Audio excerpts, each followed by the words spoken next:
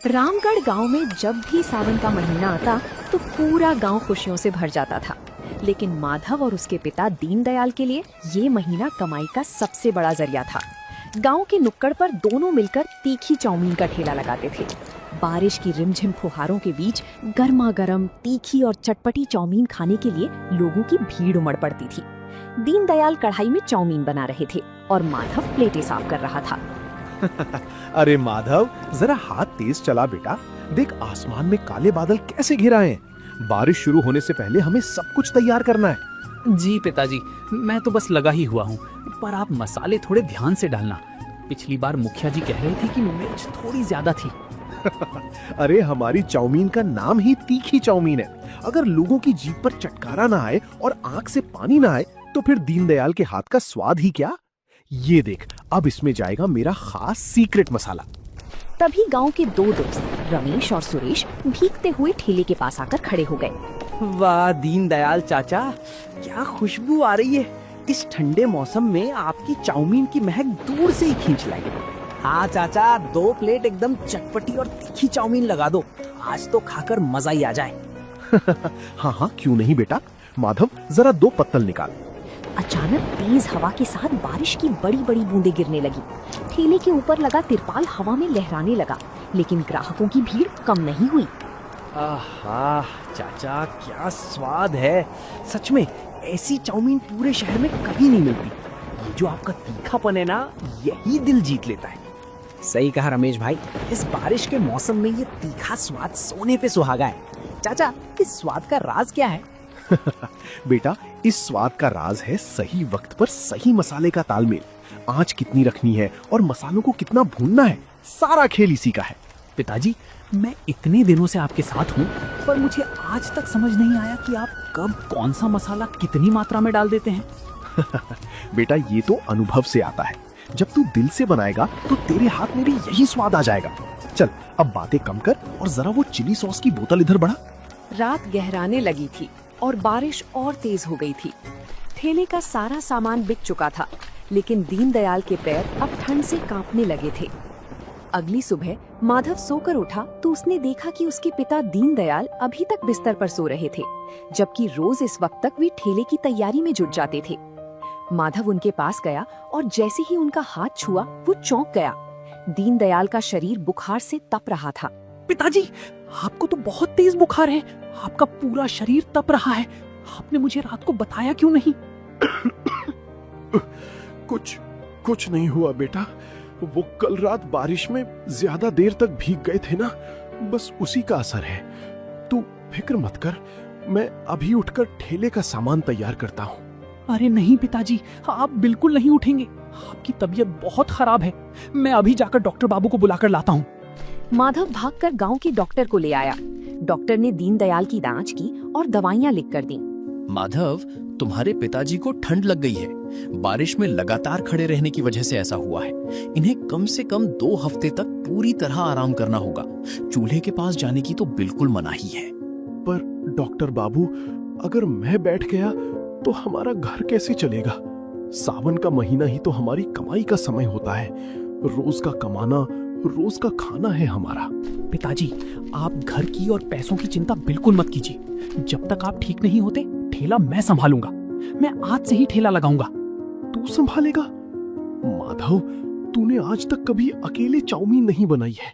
सब्जियां काटना और प्लेट धोना अलग बात है, पर कढ़ाई संभालना बहुत मुश्किल है। पिताजी, मैं इतने दिनों से आपको देख ही तो रहा हूँ। आप बस मुझ पर भरोसा रखिए।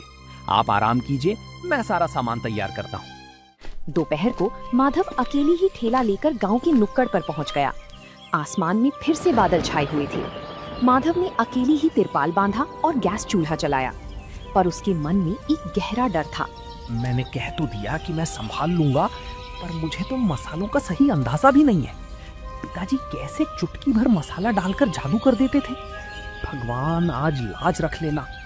तभी गांव के पहले ग्राहक रामू काका ठेले पर आए।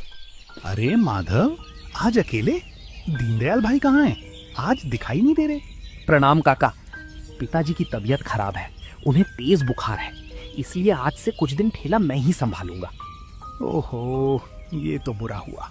चलो कोई बात नहीं, तुम भी तो उन्हीं के बेटे हो, उन्हीं से सीखा होगा।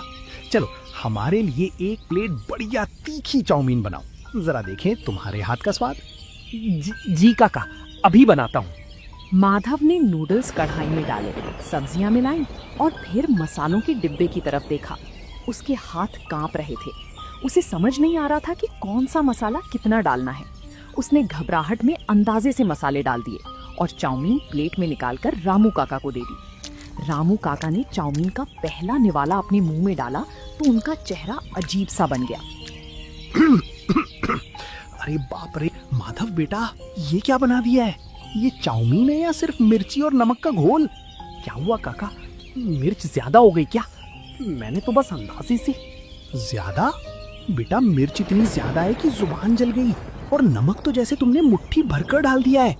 दीनदयाल की चाउमीन तीखी जरूर होती थी, पर एक स्वाद होता था। इसमें तो सिर्फ कड़वाहट है। तभी ठेले पर दो और ग्राहक श्याम और गोपाल भी आ गए। उन्होंने रामू काका को खांसते हुए देखा। क्या हुआ रामू काका, आज चाउमीन कुछ ज्यादा ही तीखी बन गई क्या? माधव, हमारे लिए भी 2 प्लेट लगाओ भाई, जरा हम भी चखें। अरे श्याम, संभल कर खाना भाई, आज दीनदयाल नहीं है, माधव ने बनाई है। मेरे तो पेट में अभी से जलन होने लगी, मैं तो चला। काका पैसे मत दीजिए, मुझसे गलती हो गई। कोई बात नहीं माधव, पहली बार में ऐसा होता है। चलो हमारे लिए बनाओ, पर हाँ मिर्च और नमक जरा कम रखना। माधव ने गहरी सांस ली। इस बार उसने मिर्च बहुत कम डाली और नमक भी बिल्कुल थोड़ा सा डाला। उसने डरते डरते प्लेट श्याम और गोपाल की तरफ बढ़ाई। दोनों ने एक एक चम्मच खाई और एक दूसरे का मुंह देखने लगे। अरे माधव यार, इसमें तो कोई स्वाद ही नहीं है। ये तो बिल्कुल उबली हुई सिवई जैसी लग रही है। ना तीखापन है, ना वो मसालों की खुशबू। हाँ भाई, दीनदयाल चाचा की बात ही अलग है, उनके हाथ में जादू है। माधव, तुमसे नहीं हो पाएगा बेटा, तुम कल से अपनी दुकान बंद ही रखो, वरना जितने ग्राहक हैं सब टूट जाएंगे। श्याम और गोपाल प्लेट वहीं छोड़कर चले गए। माधव ठेले के कोने में बैठ गया। उसकी आंखों से आंसू छलक आए।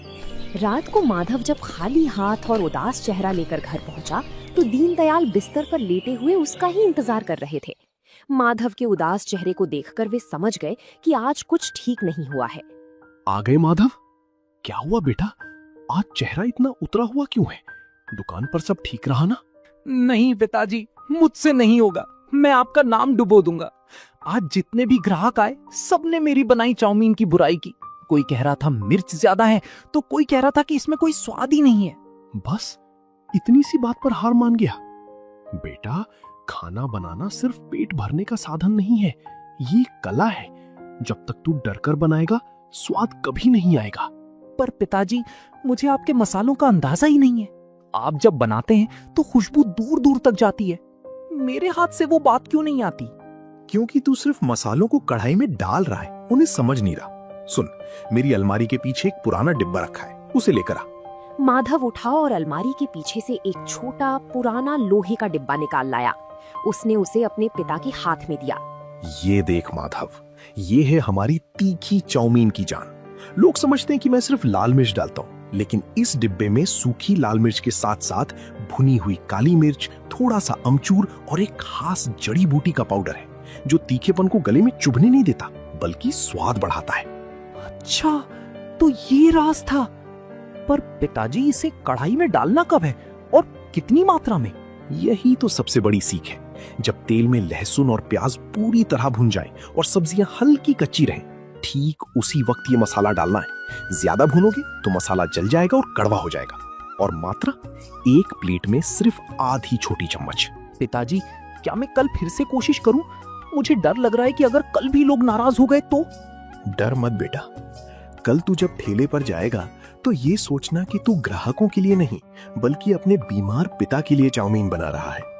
जब दिल में अपनों के लिए प्यार होगा तो हाथ अपने आप सही मसाला उठाएगा। पिता की बातों ने माधव के अंदर एक नई उम्मीद जगा दी थी। अगली सुबह आसमान में फिर से काले बादल छाए हुए थे और ठंडी हवा चल रही थी। माधव सुबह जल्दी उठ गया। उसने अपने पिता के पैर छुए, उनका आशीर्वाद लिया और रसोई में जाकर सीक्रेट मसाले के डिब्बे को अपने थैले में रख लिया। आज उसके चेहरे पर डर नहीं बल्कि एक अजीब सा आत्मविश्वास था। वो ठेला लेकर उसी नुक्कड़ पर पहुंच गया। आज कोई गलती नहीं होगी। पिताजी ने जो कहा था मुझे ठीक वैसा ही करना है, जल्दबाजी बिल्कुल नहीं। माधव ने प्याज, शिमला मिर्च और पत्ता गोभी को बारीक बारीक काटा। जैसे ही कढ़ाई गर्म हुई उसने उसमें तेल डाला। तभी कल वाले सुरेश और रमेश वहाँ से गुजर रहे थे। उन्होंने माधव को अकेले देखा तो रुक गए। अरे रमेश देख, तीखी चाउमीन वाले का बेटा आज फिर ठेला लगाए खड़ा है। कल शाम कह रहा था कि इसने बहुत बेकार चाउमीन बनाई थी। हाँ भाई, दीनदयाल चाचा के बिना इस ठेले का स्वाद तो खत्म ही समझो। चलो आज कहीं और चलते हैं। रमेश भाई, सुरेश भैया, रुकिए, जरा 2 मिनट मेरी बात तो सुनिए। क्या बात है माधव? देखो भाई, आज हमें पेट खराब नहीं करना है। कल रामू काका भी शिकायत कर रहे थे।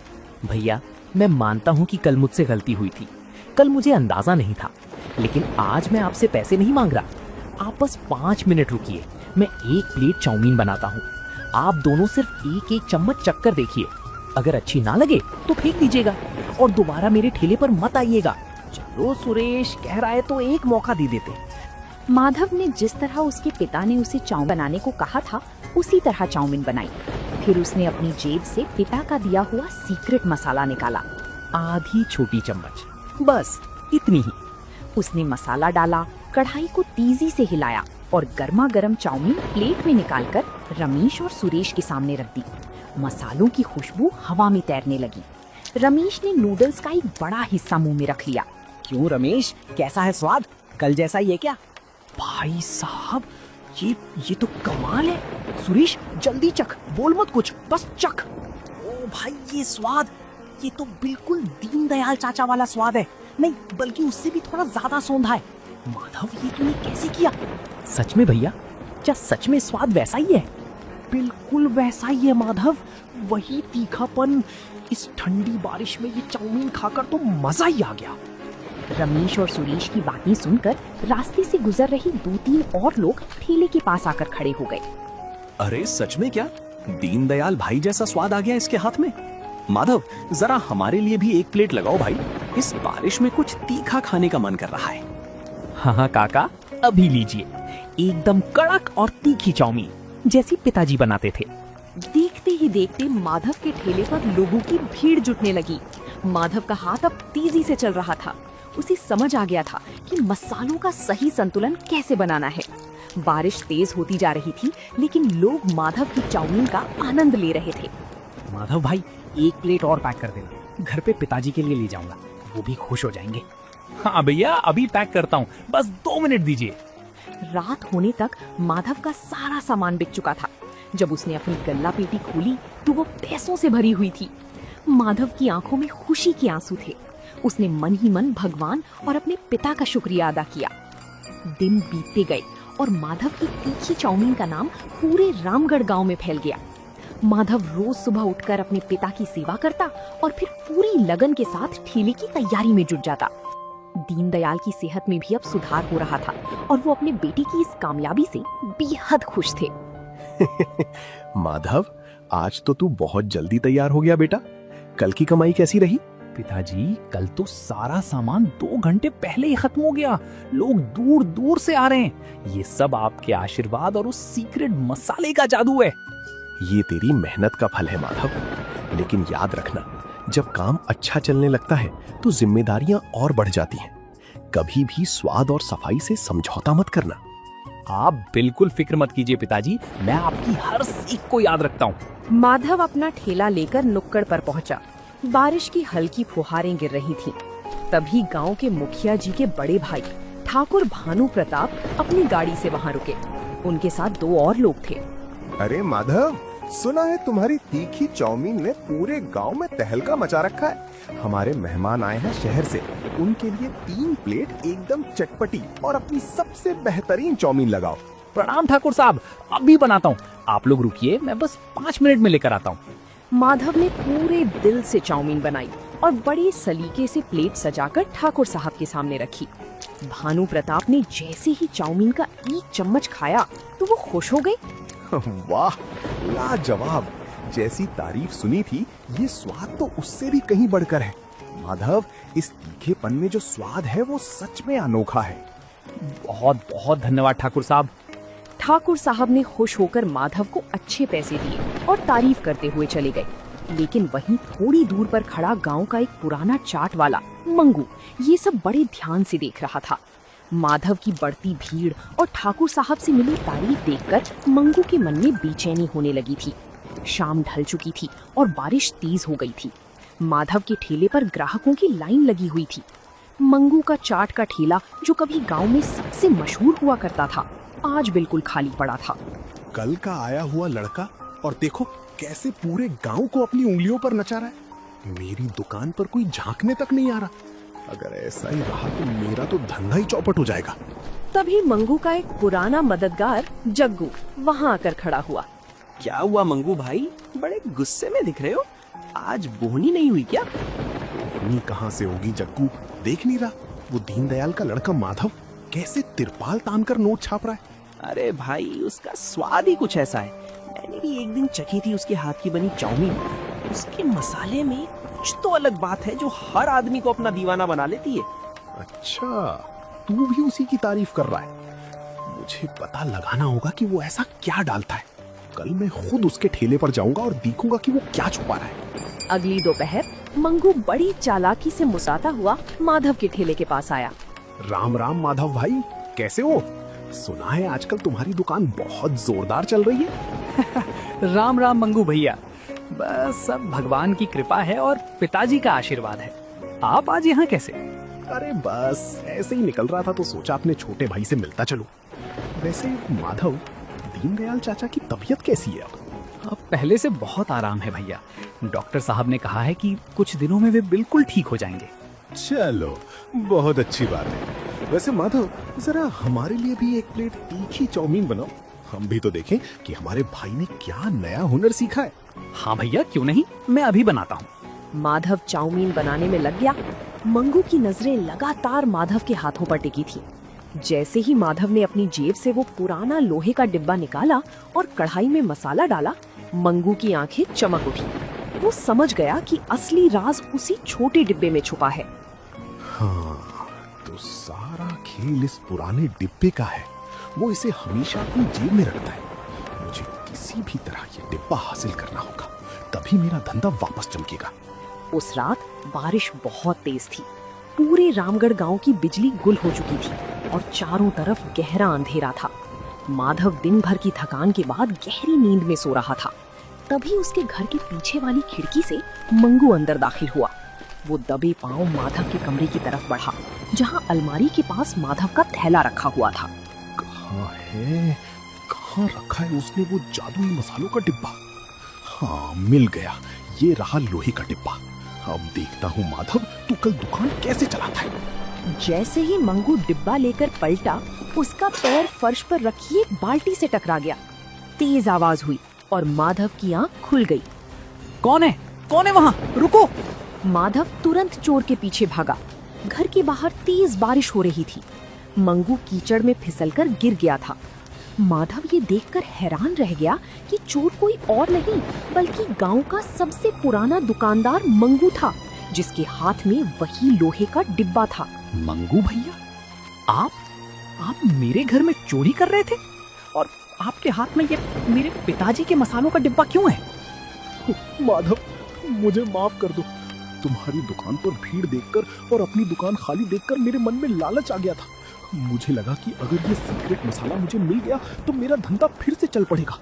मंगू भैया, आप तो मुझसे इतने बड़े हैं। पूरा गांव आपकी चाट का दीवाना था। अगर आपको ये मसाला चाहिए था तो आप मुझसे सीधे मांग लेते। इसके लिए चोरी करने की क्या जरूरत थी? मैं बहुत शर्मिंदा हूँ माधव। मैंने तुम्हारे साथ धोखा करने की कोशिश की। गांव वाले अगर ये जान गए तो वे मुझे यहाँ रहने भी नहीं देंगे। मुझे पुलिस के हवाले मत करना भाई। मंगू भैया, हमारे गांव में किसी का घर उजाड़ना नहीं बल्कि एक दूसरे का साथ देना सिखाया जाता है। मैं किसी से कुछ नहीं कहूँगा। आप घर जाइए, कल सुबह मेरे ठेले पर आइएगा। अगली सुबह बारिश थम चुकी थी और मौसम बेहद सुहावना था।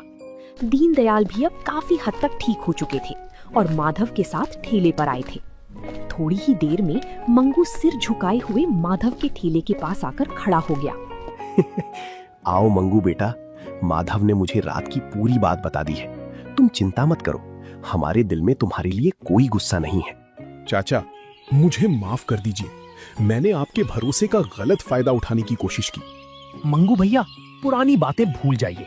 मैंने रात को बैठकर बहुत सोचा। हमारी तीखी चाउमीन बहुत मशहूर है और आपकी आलू की टिक्की और चाट का स्वाद बेजोड़ है। क्यों ना हम दोनों मिलकर काम करें? हम अपने दोनों ठेलों को मिलाकर एक बड़ी दुकान खोलते हैं, रामगढ़ स्पेशल तीखी चाउमीन और चाट भंडार।